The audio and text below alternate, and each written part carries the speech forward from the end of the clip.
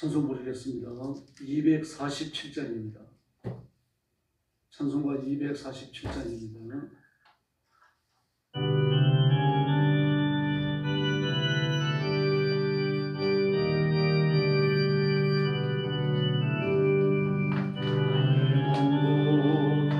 죄뿐이니 주 예수께 비옵기로 나의 마음을 깨끗하게 하옵소서.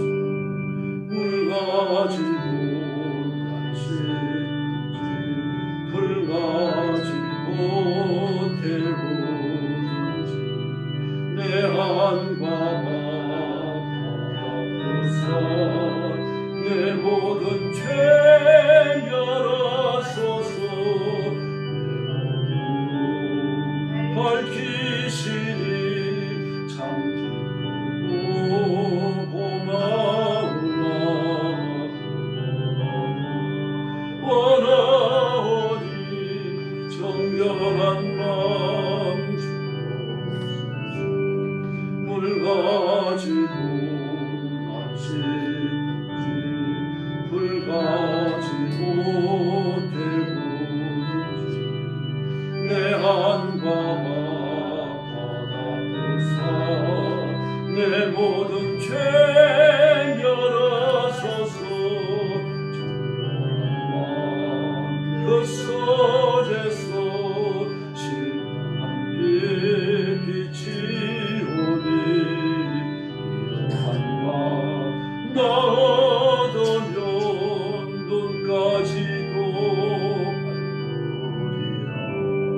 물 가지고 날씨든지 불가지 못해보든지 내 안과 바다에서 내 모든 죄 열어소서.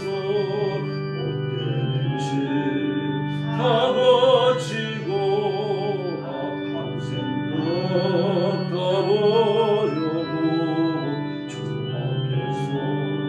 정결 타고 정랑치는 못하고 물 가지고 날씨든지 불가지 못해보든지 내 안과 바다에서 내 모든 죄 열어소서.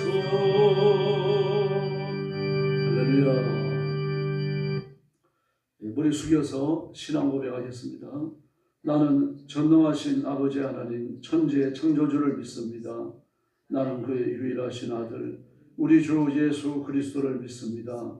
그는 성령으로 잉태되어 동정녀 마리아에게서 나시고 본디오 빌라도에게 고난을 받아 십자가에 못 박혀 죽으시고 장사된 지 사흘 만에 죽은 자 가운데서 다시 살아나셨으며 하늘에 오르시어 전능하신 아버지 하나님 우편에 앉아 계시다가 거기로부터 살아있는 자와 죽은 자를 심판하러 오십니다. 나는 성령을 믿으며 거룩한 공교회와 성도의 교제와 죄를 용서받는 것과 몸의 부활과 영생을 믿습니다. 아멘. 사랑의 아버지 감사합니다. 이 거룩한 자리에 저희들을 주 앞으로 불러주시고 엎드려 주께 경배와 찬양을 바치며 구원의 하나님 영생하시는 하나님 앞에 영광 돌리게 해주시니 감사합니다. 죄와 허물로 죽은 저희를 불러 영광스러운 직무를 맡기셨는데 우리가 주가 하나님 앞에 서서도 그 이후에도 이 직무를 충성스럽게 감당하도록 성령 충만함을 주시고 큰 믿음 허락하여 주시옵소서. 오늘도 온 세계에 흩어져서 전쟁터와 재난의 현장과 죽음의 공포가 진드러는 그런 척박한 성교 환경에서 복음 전하는 선교사님들, 주의 종들과 사랑하는 성도들을 기억하시고 그 가정과 가족을 보호해 주옵시며 복음의 힘 있는 역사가 날마다 새로운 결실로 나타나게 하여 주시옵소서. 오늘도 저희가 말씀을 나눕니다.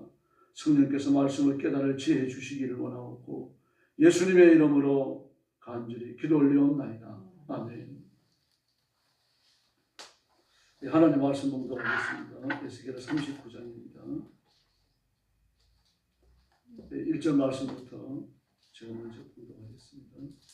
그러므로 인자야, 너는 고객에게 예언하여 이르기를, 주 여호와께서 이같이 말씀하시되, 요수와 메섹과 두발 왕고가 내가 너를 대적하여 너를 돌이켜서 이끌고 북쪽 끝에서부터 나와서 이스라엘 산 위에 이르러 내 활을 쳐서 내 왼손에서 떨어뜨리고 내 화살을 내 오른손에서 떨어뜨리리니 너와 내 모든 무리와 너와 함께 있는 백성이 다 이스라엘 산 위에 엎드러지리라. 내가 너를 각종 사나운 새와 들짐승에게 넘겨 먹게 하리니 내가 빈들에 엎드러지리라. 이는 내가 말하였음이니라. 주 여호와의 말씀이니라. 내가 또 불을 마국과 섬 및 평안히 거주하는 자에게 내리리니 내가 여호와인 줄을 그들이 알리라. 내가 내 거룩한 이름을 내 백성 이스라엘 가운데 알게 하여 다시는 내 거룩한 이름을 거듭히지 아니하게 하리니 내가 여호와 곧 이스라엘의 거룩한 자인 줄을 민족들이 알리라 하라. 주 여호와의 말씀이니라. 볼지어다 그날이 와서 이루어지리니 내가 말한 그날이 이 날이라.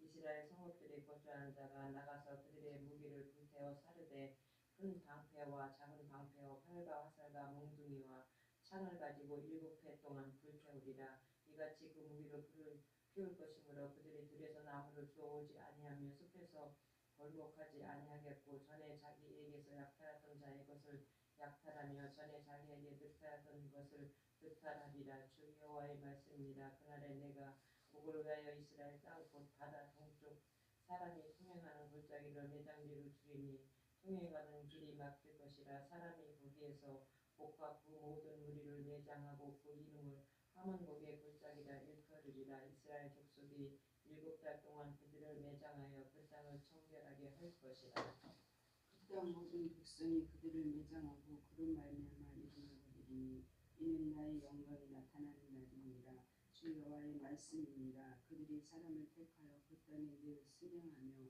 매장할 사람과 더불어 주변에 남아있는 시체를 매장하여 그 땅을 정결하게 할 것이라.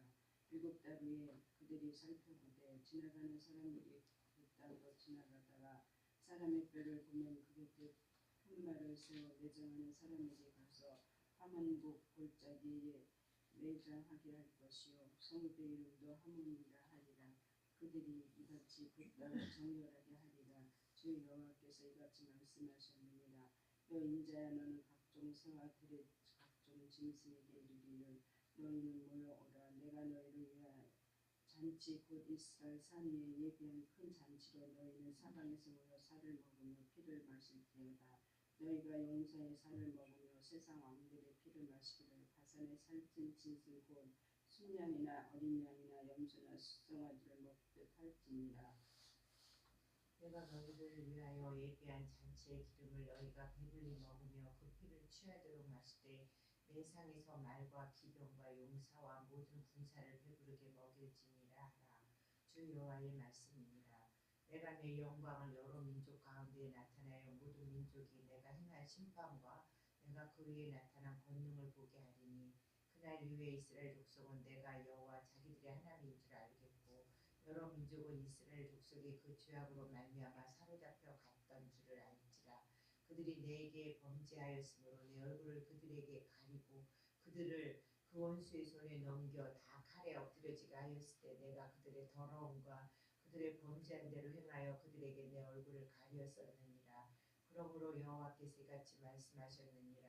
내가 이제 거룩한 이름을 위하여 열심을 내어 야곱의 사로잡힌 자를 돌아오게 하며 이스라엘 온 족속에게 사랑을 베풀지라. 그들이 그 땅에 평안히 거주하고 두렵게 할 자가 없게 될 때에 부끄러움을 품고 내게 범죄한 죄를 뉘우치리니 내가 그들을 만민 중에서 돌아오게 하고 적국 중에서 모아내어 많은 민족이 보는 데에서 그들로 말미암아 나의 거룩함을 나타낼 때라. 전에 내가 그들이 사로잡혀 여러 나라에 이르게 하였거니와 후에는 내가 그들을 모아 고국 땅으로 돌아오게 하고 그 한 사람도 이방에 남기지 아니하리니 그들이 내가 여호와 자기들의 하나님인 줄을 알지. 29절 같이 봅니다. 내가 다시는 내 얼굴을 그들에게 가리지 아니하리니 이는 내가 내 영을 이스라엘 족속에게 쏟았습니다. 주 여호와의 말씀입니다. 아멘. 38장에 이어서 곡과 마곡의 심판과 파멸에 관해서 이야기합니다. 38장에서 밝힌 대로 곡에 대한 파멸을 다양한 각도에서 다루고 있고, 또 오늘 본문은 6절 말씀에 보니까 마곡에 대해서도 이야기하죠. 곡과 마곡. 이들이 누굽니까? 38장에 보면 마곡에 있는 로스와 메섹과 두발 왕 고에게로 그렇게 말합니다. 그리고 로스와 메섹과 두발 왕 고 그렇게 불렀죠. 세 국가를 합쳐서 고이라고 불렀고요. 이들은 이제 다른 나라들이 합류하죠. 아사와 부스와 굿과 고멜과 도갈마와 또 많은 백성의 무리 그렇게 말합니다. 고기 이들의 우두머리가 될 것이다. 38장 7절에서 그렇게 밝히고 있습니다. 이들이 누구를 대항하여 싸웁니까? 이스라엘 백성들을 멸망시키려고 하는 겁니다. 그런데 이스라엘 백성들을 가장 앞장서서 그 백성들을 앞장서서 싸우시는 분이 여호와 하나님이십니다. 이 전투가 얼마나 치열했던지요. 오늘 그 7절 말씀에 보니까 그 전쟁이 끝나고 나니까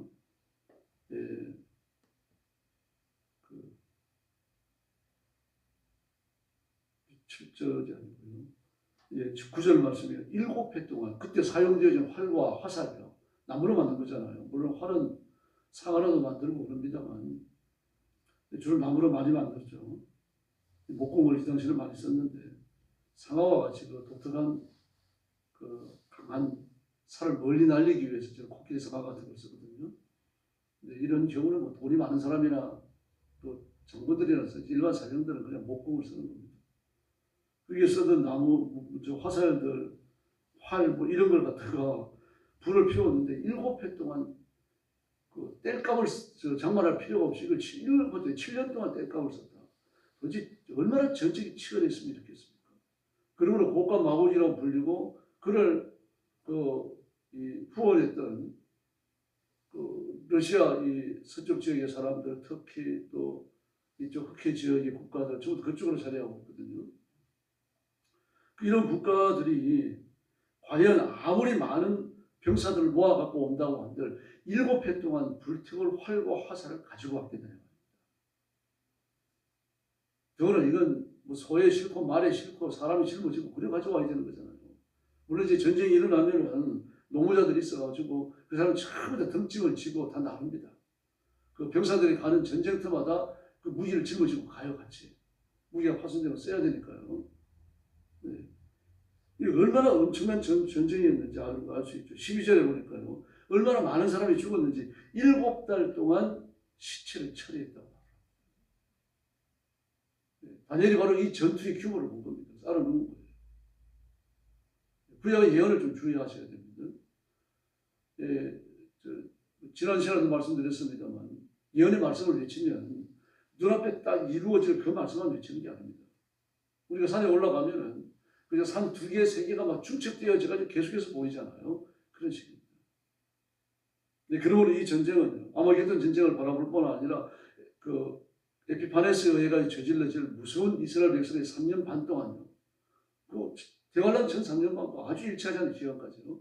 그 3년 반에 걸쳐가지고 이스라엘 백성들이 학살을 당하고 하나님의 성전이 무너지고 성전에다 대고 제우스 신상을 세우고 돼지 그 시체를 드린 다음에 그 돼지 살과 돼지 피를 이스라엘 백성들이 강제로 모지고 그런 만행을 저질러요. 그리고 할례를 행하거나 성경을 지니고만 있더라도 현장에서 붙들리고 현장에 바로 참살을 해버렸습니다. 신앙인들이 전부 다 신앙을 숨든지 아니면 신앙을 변절해가지고 제우스 신상 앞에 전자 절하든지 이게 그 에피판에서 3년 6개월 동안 이 강압적 통치 속에 일어납니다. 이걸 같이 바라보는 거죠. 그 다음에 그 로마의 티투 장군이 예루살렘 전쟁을 일으킬 때 아주 참혹했습니다. 되게 그 고대 전투라고 하는 건요. 와가지고 왕궁을 허물고 왕을 정복시키면 끝나는 겁니다. 그런데 티투는 얼마나 참혹했는지요. 예루살렘까지 진격해 오는 과정에서 이스라엘이 크고 작은 촌락을 전부 불태워요. 사람을 다 죽이고 이 당시에 10만 명을 포로 잡아가지고 로마로 돌아갑니다. 이 당시에 뭐 백성이 얼마나 있었겠습니까? 그 10만을 포로를 사로잡았다고 하는 건요. 이거 엄청난 숫자입니다. 뭐 그런 일들이 있었죠. 그리고 나중에 있어질 아마겟돈 전쟁. 그 전쟁이 치열한 가지를 바라보는 거예요. 산이 두 개, 세 개가 축축되어져서 묘사되고 있는 거죠. 이제 그런데 그 곡과 마곡이 완전히 파멸을 당합니다. 그 1절로 8절 말씀에 보면요. 8절에 이렇게 말합니다. 주 여호와의 말씀이라. 그날이 그렇습니다. 그날이. 날을 지었어요. 전쟁이 하루에 일어납니까? 근데 하루에 일어나는 것처럼 말하고 있습니다. 왜 그렇습니까? 하나님께서 이 전투에 반드시 개업하셔서 그들을 파멸시키는데 잠깐 동안에 파멸시킬 것을 보여주고 있는 말입니다. 네, 그리고 6절에 보니까 내가 불을 마곡과 및 그 섬에 평안히 가는 거주에 제가 이게 보내겠다. 불을 보낸다 그랬습니다. 불을 보낸다. 뭐 지금은 대포를 쏠 수 있겠죠. 미사일도 날릴 수 있고요. 그런데 이 당시에 그런 게 없잖아요. 그 불을 보낸다. 심판을 보낸다는 얘기죠. 전쟁이 일어나는데 아주 그 하나님께서 거명하셨던 이 지역에 곡과 마곡에 불려는 여러 국가들 아주 구석구석까지 간다는 이야기입니다. 무서운 심판이 임하는 거죠. 예. 그리고 4절 말씀에 보니까 얼마나 많은 사람들이 죽었는지 그 시체를 각종 사나운 새와 들짐승들이 뜯어먹을 것이라고 말하고 있습니다. 그렇게 한 이유는 7절 말씀에서 내 거룩한 이름을 이스라엘 백성들 가운데 드러내기 위해서다. 이 말씀이 은혜가 되죠. 무서운 말씀입니다. 내 백성 이스라엘을 위해서다. 그러나 이스라엘 백성이 의롭습니까? 의롭지 않잖아요. 뭐 얼마나 속을 많이 썩입니까? 하나님의 마음을 시원하게 되는 적이 없습니다. 그래서 오죽했으면 잠언서에서 하나님께 순종하는 자는 여름날의 냉수와 같이 하나님의 마음을 시원하게 되는 자다. 그렇게 말하잖아요. 그런데 하나님께서 그 백성들을 사랑하셔서 그 백성들을 괴롭히는 이스라엘을 괴롭히는 그 주변 국가들을 이렇게 심판하시겠다고 말합니다. 이스라엘을 위하여. 지금도 마찬가지입니다. 세계 역사는 교회의 역사입니다. 예수님의 역사예요. 하나님의 통치의 역사입니다. 주변 국가들은요. 교회에 따라가지고 상황이 달라집니다. 그 시대의 그리스도인들이 하나님 앞에 바로 서 있으면 온 세계가 복을 받습니다. 그리고 그 시대의 그리스도인들이 범죄하여 떠나 있으면요. 하나님이 온 세계에 심판을 내리십니다. 그러므로 지금 전쟁이 일어나는 것, 일본의 심판을 받는 것 정말 정신 차려야 됩니다. 그리스도인들이 정신 차리고 하나님 앞에 엎드려서 시대를 붙들고 울어야 됩니다. 지금 후지산이 눈에 안 쌓인다 그러죠. 일본은 지금 비산이 걸려 있습니다. 왜 그런가 하면요. 후지산이 마그마가 막 너무 활동을 왕성히 해가지고 후지산 저 산 표면까지 올라와 있기 때문에 거기에서 강한 열기류가 올라가가지고 후지산 정상을 비롯해가지고 그 주변에 기후에 영향을 미친다는 겁니다. 후지산만 눈에 안 오는 게 아니라 그 주변 전체가 눈이 다 안 옵니다. 이런 일이 뭐 백몇십 년 만에 일어났던 거죠. 그래서 일본인들은요 지금 뭐 말할 수 없이 두려워하고 있습니다. 이 우연히 일어나는 일이 아닙니다. 이 시대의 그리스도인들과도 반드시 관련을 갖습니다. 물론 이제 일본이 우상을 숭배하고 자연재해들이 이렇게 준비되어져 있는 것, 이게 우연히 일어나는 건 아니고 그들의 책임도 크죠. 그러나 우리 책임도 있다고 하는 걸 기억해야 됩니다. 그래서 불신자들을 붙들고 하나님 앞에 울어야 됩니다. 네, 그런데도 불구하고요. 21절 이하의 말씀을 보면 어떻습니까? 이스라엘 백성들에게 축복을 예고하십니다. 이스라엘의 축복과 승리가 예고되어져 있고 그 큰 전쟁 중에서요. 그래서 내가 너희를 위하여 19절에요. 그 예배한 잔치의 기름을 너희가 배부도록 먹으며 그 피를 취하도록 마시고 내 사이에서 말과 기병과 용사가 모든 군사가 배부르게 모일 것이다. 이 복이 저와 여러분에게 우리 영광교회, 한국교회에 임해야 할 줄로 믿습니다. 이 소망을 가지고 오늘 새벽에 좀 뜨겁게 부르짖어 주시길 바랍니다. 그리고 21절에 보니까 그날에 이스라엘 족속은 내가 자기들의 하나님인 줄 알 것이다. 내가 매를 때렸고 내가 고난을 허락했고 내가 전쟁을 허락했지만 그러나 그 전쟁의 결과를 보고 이스라엘 백성이 야 하나님이 진짜 살아계시는구나. 이걸 세상 깨닫게 될 거라는 얘기입니다. 26절의 말씀을 보니까요. 주 여호와께서 이같이 말씀하셨는데 내가 이제 내 거룩한 이름을 위하여 열심을 내어 야곱의 사로잡은 자를 돌아오게 하겠다. 이스라엘 백성들에게 사랑을 베푸겠다. 대속이 이루어졌다는 것을 말씀하십니다. 참 이게 얼마나 놀랍습니까? 그냥 그게 아니죠. 돌아온다가 아니죠. 그래서 24절에 보니까 그들에게서 더러움을 죄하겠다. 그들에게서 내 얼굴을 이제 가리는 상태로 있었는데 이제 가리지 않겠다. 그들이 내게로 돌아왔는데 돌아온 이유는 대속이 이루어졌기 때문입니다. 그 대속이 이루어지는 방식 중에 하나가 뭡니까? 이방인의 심판입니다. 그래서 우리가 다니엘서, 에스겔, 이 종말론에 관한 경우는 정말 가슴이 아프게 들어야 됩니다. 이방인들이 심판을 받으면서 그리스도인들이 대속받는다는 이야기입니다. 이제 마지막 그 대환란 마마게돈 전쟁과 마찬가지입니다. 온 교회와 그리스도인들이 극도로 순결해지죠. 환란을 거치면서. 극도의 순결이라고 하는 결과를 맺어내기 위해서는 이방인들에게 정말 그 천지광건하는 그런 악행이 저질러져야 돼요. 그리고 그들은 심판을 받고 우리는 순결한 신부로 그리스도 앞에 이르게 되는 거죠. 한편으로 가슴 아파요. 그들을 회개하고 예수 믿어야 됩니다. 그래서 전도를 계속해야 되죠. 36절에 보니까요. 26절에요. 그들이 그 땅에 평안히 거주하고 들게 할 자가 얻게 될 때에 부끄러움을 품고 내게 범죄한 죄를 뉘우치리라. 완전한 회개는 이 땅이 모든 악이 소멸되어지고 우리가 그리스도의 신부가 되어져갖고 하나님 나라에 들어가야 비로소 이루어진다. 지금은 아무리 바로 살려고 노력을 해도 그만 껍질껍질 죄악이 우리 몸에 붙어 있다는 거지. 그래서 우리는 죄와 끝까지 싸워야 할 줄로 믿습니다. 그 죄를 지어도 괜찮다는 뜻에서 이 말씀을 하신 게 아닙니다. 그러니까 막 치열하게 생명을 걸고 죄와 싸우고 사단의 권세를 깨뜨리고 악한 영들을 몰아내고 그렇게 살라는 거예요. 그럼 우리가 이 땅에 살면서 먹고 마시기 위해서 건강해야 되고 옷도 입어야 되고 돈도 필요합니다. 그러니까 거기에 우리의 마음을 두면 안 됩니다. 전부 다 수단입니다. 우리 마음은 예수님께만 둬야 할 줄로 믿습니다. 그래서 이 시대에 성령의 권능을 받고 하나님의 복을 받아 영원하게 쓰임받는 귀한 성도들이 되기를 예수님의 이름으로 축원합니다. 기도하겠습니다. 자비로우신 아버지 하나님 감사합니다. 오늘도 하나님의 말씀으로 교훈을 얻었습니다. 이 말씀이 교훈하는 것처럼 우리가 하나님 앞에 철저히 복종하며 죄와 싸우고 사단의 권세를 깨뜨리고 악한 영들을 몰아내고 하나님의 통치를 온 몸을 다하여 선포하고 드러내며 살도록 역사해 주시옵소서. 순간이라도 악에 굴복하지 않도록 주께서 도와주옵시기를 간절히 원합니다.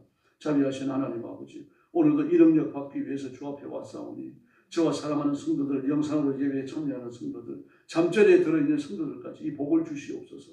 그래서 뒷걸음질 치다가 나약하여 실망하고 넘어지고 하나님의 그 심판에 들어가는 그런 사람들 없도록 도와주시고, 용서와 같이 일어나서 십자가 앞에 이르고 능력과 권능으로 무장하고 하나님의 보좌에 도달하는 존귀한 일꾼들 삼아 주시옵소서.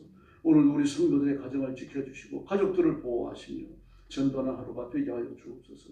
우리 교회를 사랑하셔서 복 주시니 감사합니다. 우리 교회의 부흥의 문을 열어주시고 저와 성도들과 그리고 예수님을 대장 삼고 온 교회가 하나가 되어져서 부흥의 길을 걸어갈 수 있도록 인도하여 주시옵소서. 나라와 민족 위에 복을 주시고 윤석열 대통령에게 4대 계획까지를 잘 실행할 뿐만 아니라 백성들의 마음을 하나로 모으는 지혜로운 대통령 되게 하여 주시옵소서. 오늘 새벽도 기도의 새 능력 주시기를 원하옵고 예수님의 이름으로 간절히 기도 올리옵나이다. 아멘. 주기도 드리겠습니다.